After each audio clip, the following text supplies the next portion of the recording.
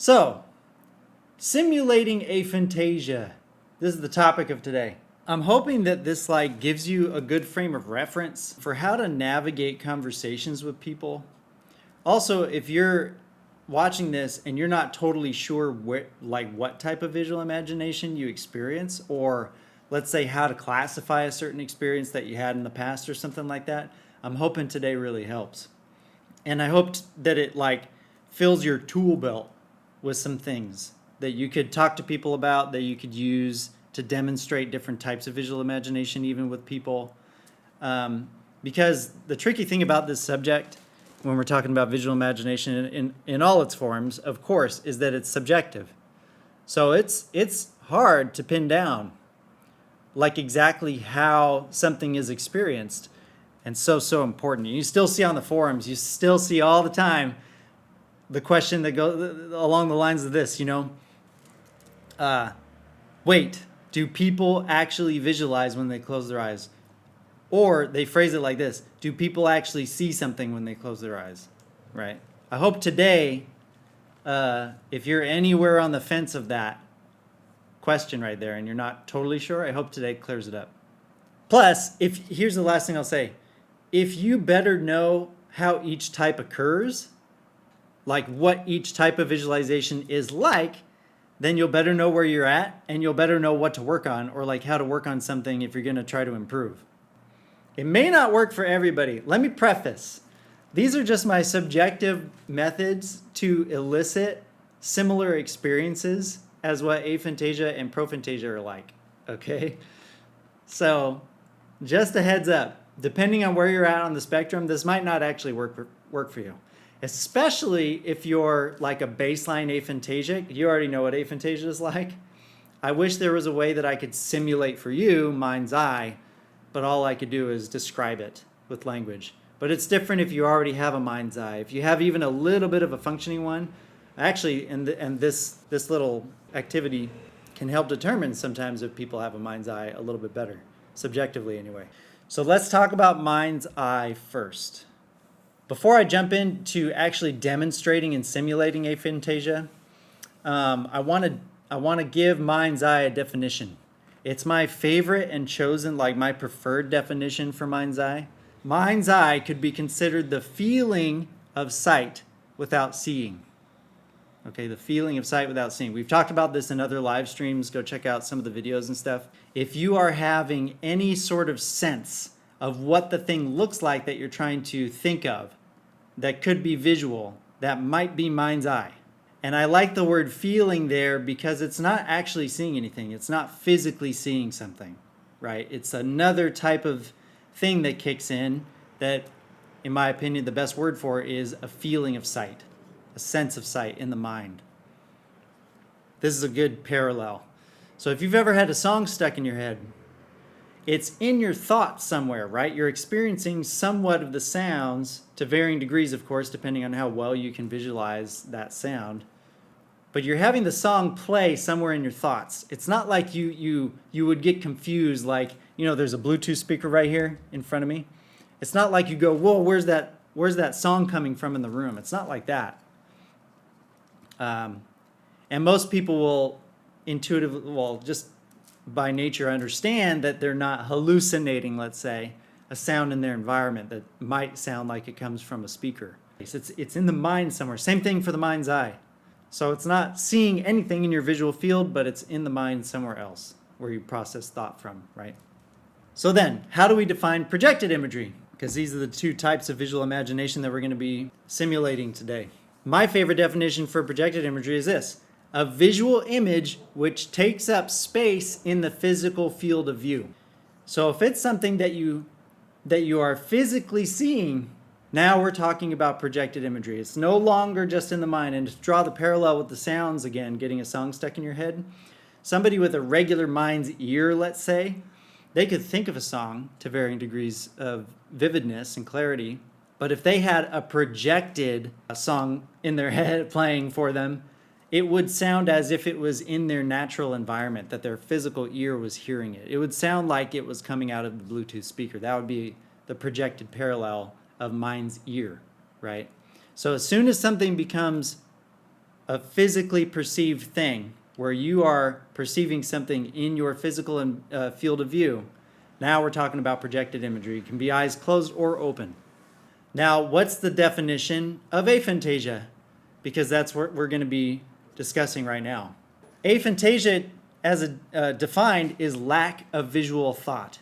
So you can think of stuff, you can be creative, you can have imagination, but you're not thinking through those things in a visual form. So no thought in your mind has a visual perception to it. The feeling of sight is not kicking in with people that experience aphantasia. So I defined mind's eye, I defined projected imagery, and I defined aphantasia. Hypophantasia would be very weak mind's eye, right? We've talked about this before. You can check out my other stuff. Ooh, I'm excited to see how this goes. Lock in, everybody. Here we go. If you are somewhere on the visual imagination spectrum, I'm talking right to you. This is going to help to simulate what the experience of aphantasia is like. Hopefully. I can't promise that it would. We'll talk about why that is, why I can't promise afterward. Here's the activity. We're going to simulate aphantasia here. In my favorite method anyway. I'm going to share some words with you. And your job is to kind of observe what happens in your mind.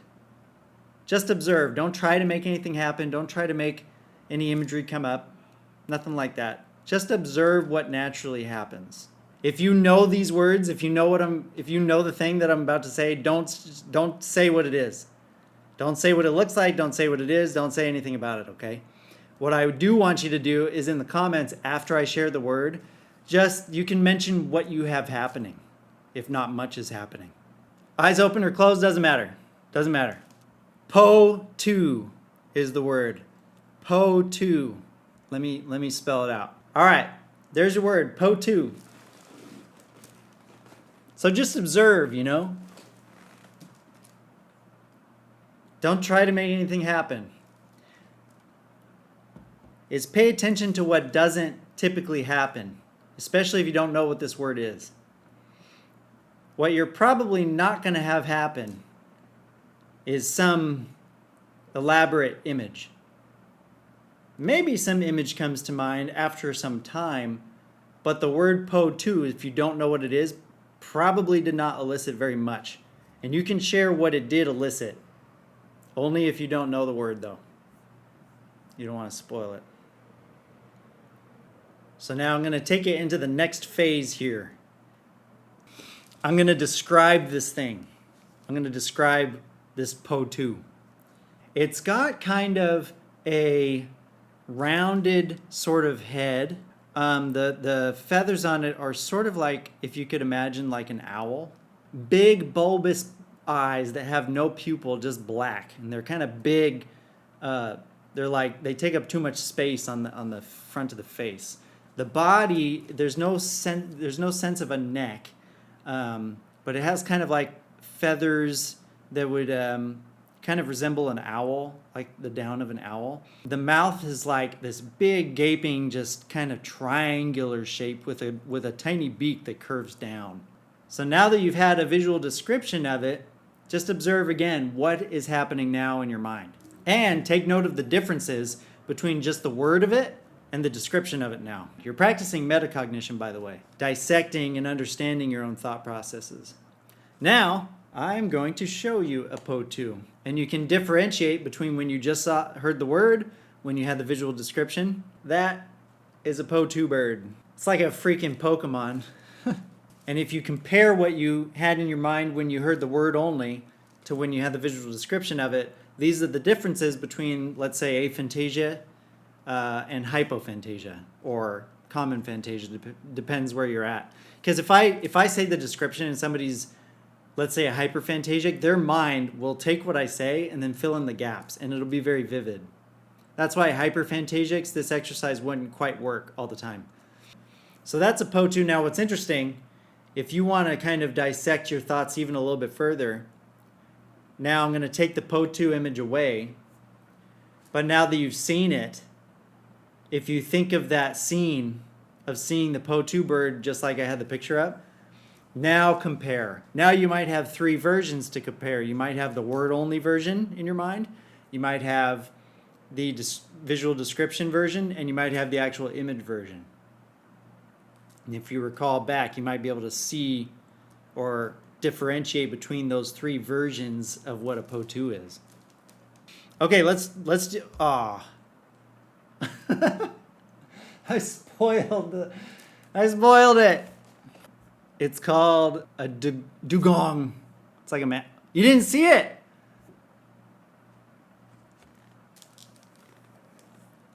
Well, now I really spoiled it. And now game over. Well, now we have more time for Prophantasia. How'd it go? What did you notice? Like, what are some observations between your different types of thought processing for each stage? What did you notice? What are you aware of? Did you have a few seconds where there wasn't an image coming to mind? If you did, that simulates aphantasia. Because the way aphantasics experience something when they're trying to visualize something is typically they experience in words or phrases. Imagine that for everything. Like, imagine if you're watching this and you're aphantasic in some measure, imagine having that. Imagine it being able to not visualize any aspect of what you see or what you remember. Wild. It's got to be such a wild experience. I mean, they don't describe it as wild. Typically, it's it's just interesting, right? All right. Next, you ready? Let's simulate Prophantasia next. This will be fun. Simulating Prophantasia is very easy. And I find the most effective way to do this is just by using after images. Let's do it. There's not much description that even needs to happen. I'm going to show you an image, very simple image. And your job is to stare at it. We'll stare at it collectively for 20 seconds or something. And then I'll pull it away. And you will have some measure of an after image, kind of like when you stare at a light, right? Or you look at the sun, there's that blotch. You'll have some measure of an after image left in your visual field. This simulates Prophantasia really, really well. Ready? Take a look at this image, stare right at the center, hold your head steady. It's okay if you blink too, just look right around where you started at.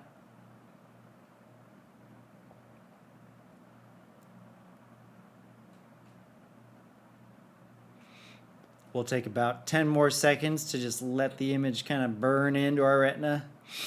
It's not burning, by the way, it's your retina's rods and cones are getting fatigued, stimulated. And it takes a while for them to shake off the stimulation. So here comes just a white screen. Now with the after image in your visual field, check it out. You should see like a dark triangle. And that's just a white screen. So there is no dark triangle. If you look around, it'll stay where your eye is looking, because it's not actually anything on the screen.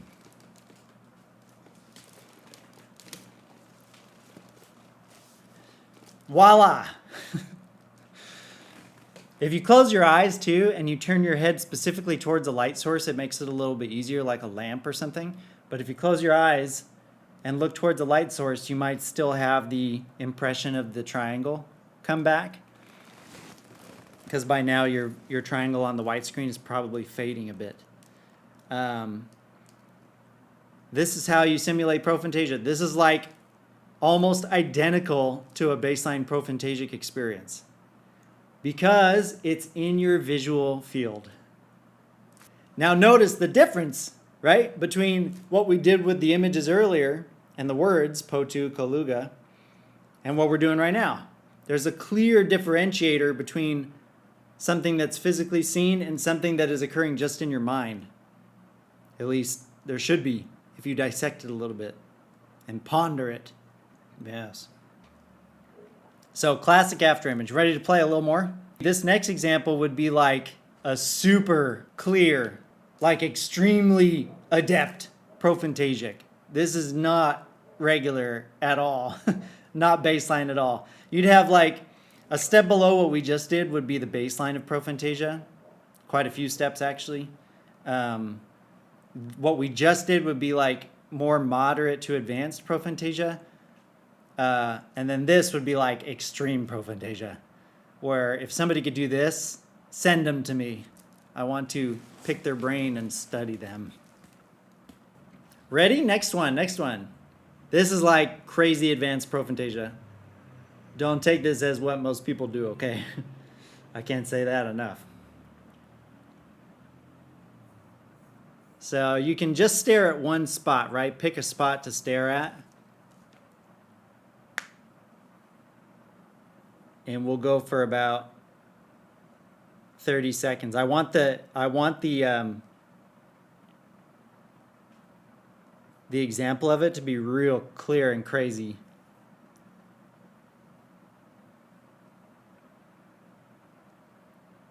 So we're just going to stare at it for a good long while.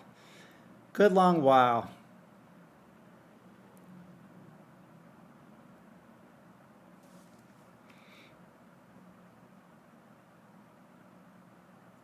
Maybe about 15 more seconds.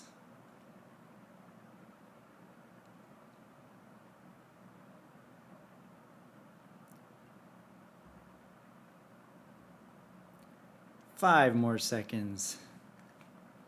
3, 2, 1. Keep your eyes still, so don't look away yet. Keep your eyes still and watch. Oh, you probably had a flash of her face just for like a split second.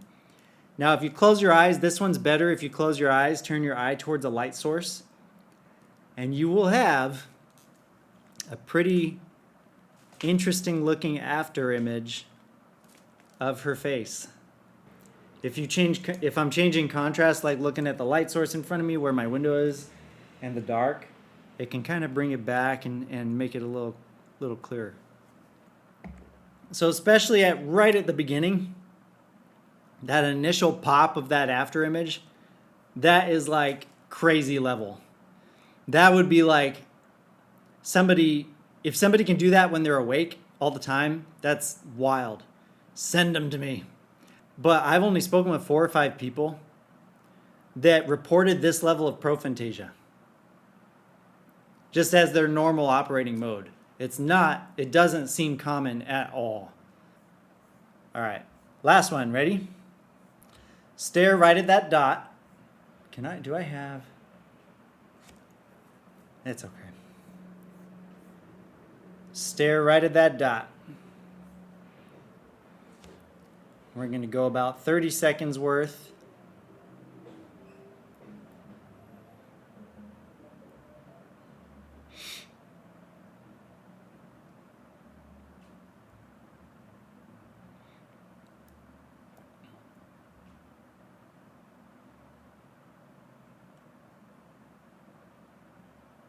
I want it nice and burned in.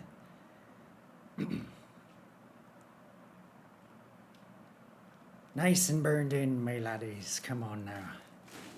All right.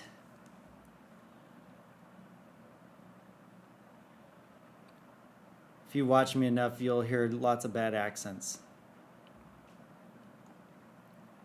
When I coached gymnastics, all the kids would just say, "Why are you speaking French?" No matter what accent I did. Okay.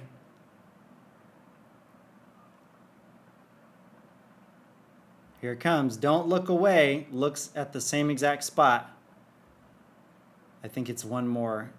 When I click forward, it'll do the objective slide. So don't look away. Here it comes. Oh, one more. I think here it comes now. Ta-da! So look at that dot. You see how you're seeing a colored image? Don't move your eye. Looking at the dot, you see how you're seeing a colored image right now? Now watch this. I'm not touching nothing. I'm not gonna mess with it. Move your eye around. It's actually a black and white image. But if you look back at the dot and relax, you'll get a little bit of the color still, but as it starts to fade, it'll start looking more and more black and white. Oh! That one's just fun because it so clearly like alters your visual field with your eyes open, you know? It actually does have a lot to do with aphantasia because a lot of people misunderstand and misclassify projected imagery with the mind's eye imagery. I can't tell you how many people I've spoken with that come into my first call, right, where I discuss things with them and try to help them. They come into my first call saying, yeah, I experienced aphantasia, but what they're really trying to communicate is they experience a lack of projected imagery. They may have a functioning mind's eye, right? So having a reference point for how that looks, projected imagery, can really help differentiate between what's aphantasia and what's not. Bada bing.